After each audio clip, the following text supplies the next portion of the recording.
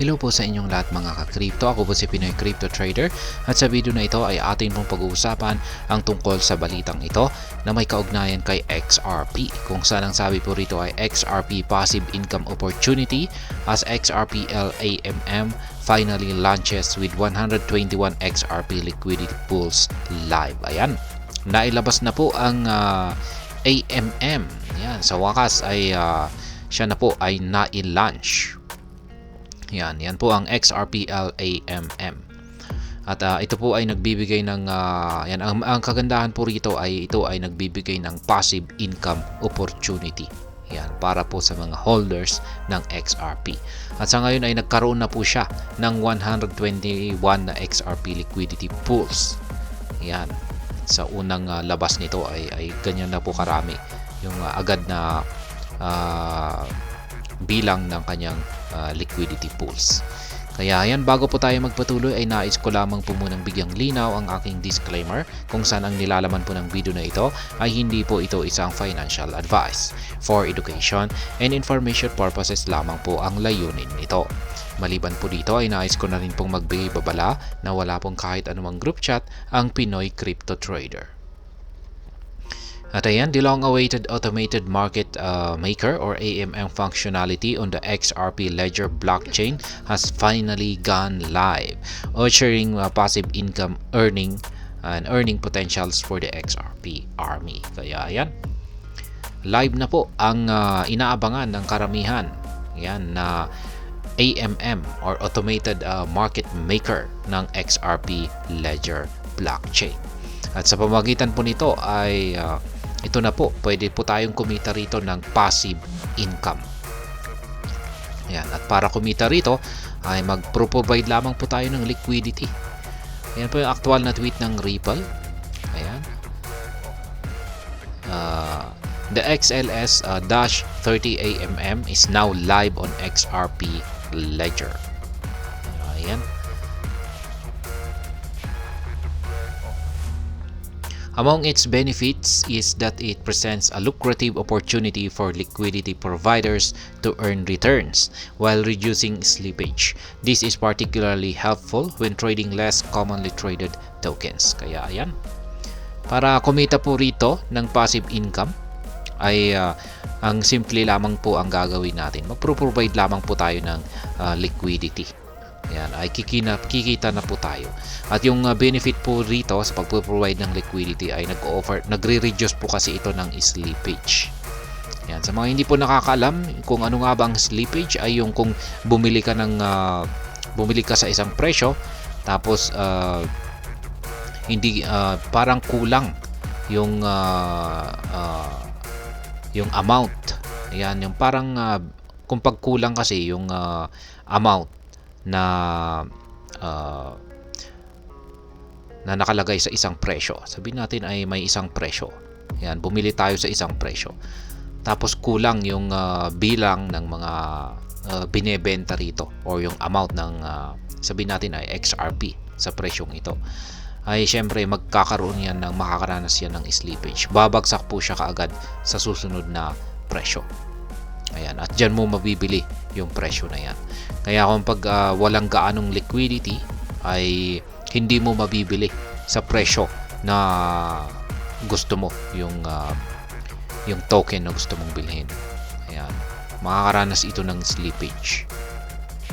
Kaya yan po ang issue pagdating sa mga slippage. Kaya malaking tulong yung mga liquidity providers na yan. Kaya kung yung isang token ay meron siyang malaking liquidity ay maiiwasan po natin na makaranas ng slippage.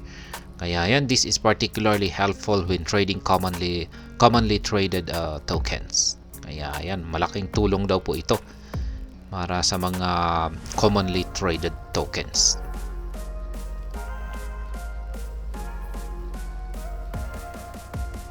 More than 100 liquidity pairs created. Following the rollout, crypto market participants have created various automated market maker pools for XRP. According to data from XRP Explorer XRP Scan, 121 liquidity pools have been created at press time. Kaya yan, Ayon po rito sa XRP Explorer na XRP Scan ay meron na pong na-create na 121 na liquidity pools mula nung nailabas ang balita na ito. Kaya ayan, Emi Yoshikawa, Ripple's VP for Strategic Initiatives, took to X to express shock at the massive turnout. Ayan, yung nag-unang nakapansin po sa kinalabasan nito ay itong si Emi Yoshikawa. Siya po ang Vice President ng Ripple Strategic Initiatives. Ayan po yung kanyang actual na tweet dito.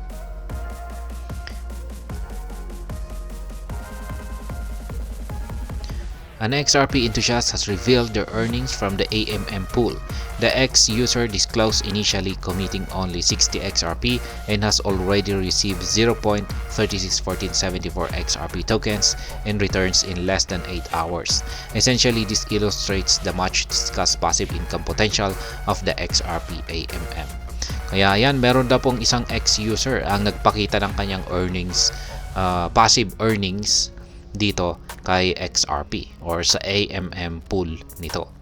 Kaya yan, siya po ay nag-invest lamang or meron lamang po siyang linagay na 60 XRP sa isang liquidity pool. Ngayon ay 8 hours po ang nakakalipas ay kumita na ito ng 0.361474 na XRP. Kaya yan, nagpapakita po ito kung gaano katindi ang passive income potential ng AMM ni XRP. At ayan, yung presyo pa ni ayan, yung naging impact po sa presyo ni XRP ay ayan, hindi pa raw po natin nararamdaman. Yan, XRP is yet to take a significant impact from the launch of this crucial functionality on its blockchain. At press time, XRP is down by 2.7% in the last 24 hours, putting its price at 0.6135. Kaya ayan, gaya ng sinabi ko kanina, ay hindi pa natin ramdam yung impact or yung matinding impact ng launching ng AMM na ito, XRPL AMM. Siguro ay mga sa susunod na araw siguro ay dyan natin malalaman kung ano yung magiging impact nito sa presyo ni XRP. At ayan, meron po pala tayo na content na isang kilalang tao or community figure dito sa mundo ng cryptocurrency ang naglabas po ng kanyang prediction dito kay XRP na kapag na-launch daw po ang AMM, ang XRP AMM, yan, XRPL AMM, ay babagsak daw po ang presyo ni XRP ng 80% patungo sa presyong 10 cents or 0.1. Kaya ayan, atin pong alamin kung ano nga ba ang magiging resulta nito kasi hindi pa natin ramdam kung ano yung impact ng launching ng XRPL AMM na ito. Kaya ayan, tutukan na lamang po natin sa mga susunod na araw. At ayan, hanggang dito na lamang po tayo sa video na ito. Sana po ay inyong nagustuhan ang aking paliwanag dito. Kung inyo po itong nagustuhan ay pakiclick lamang po ang like button nito.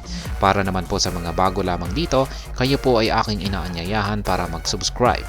Pakiclick na rin po ang bell icon nito dahil ito po ang siya magsisilbing notification nito sa mga bago kong videos na akin pong ina-upload sa aking YouTube channel na ito. Marami pong salamat sa panunood. Ingat po tayo lagi at God bless po sa ating lahat.